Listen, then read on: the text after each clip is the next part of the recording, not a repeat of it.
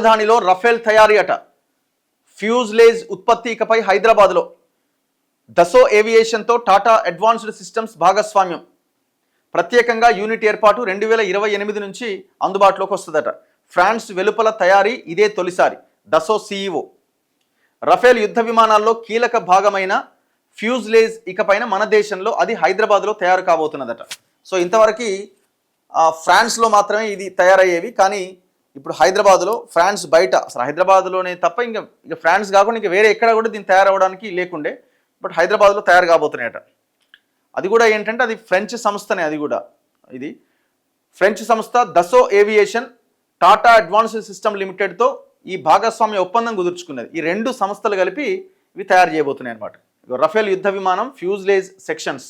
హైదరాబాద్లో రఫేల్ యుద్ధ విమానాలకు సంబంధించిన ఫ్యూజ్లేజ్ అనే ఒక కీలకమైన సెక్షన్స్ని హైదరాబాద్లో తయారు చేయబోతున్నారట.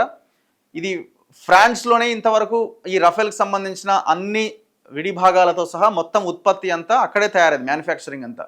సో అదే ఫ్రాన్స్కి చెందిన దసో అనే కంపెనీ, టాటా కంపెనీ ఇద్దరి భాగస్వామ్యంతో హైదరాబాద్లో ఈ ఈ యుద్ధ విమానాలకు సంబంధించినవి తయారు చేయబోతున్నారనమాట.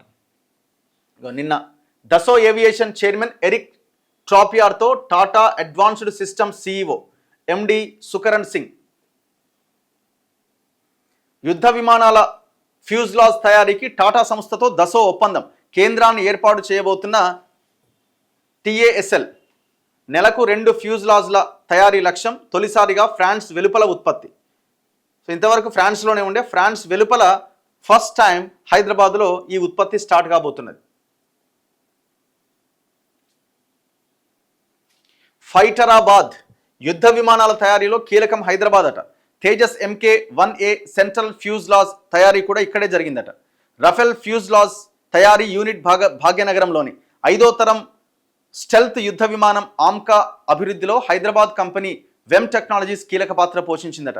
S-92 హెలికాప్టర్ల క్యాబిన్లు తయారవుతున్నది కూడా ఇక్కడే అట. అందుకే ఇది హైదరాబాద్ కాదు, ఫైటరాబాద్ అని అంటున్నారు.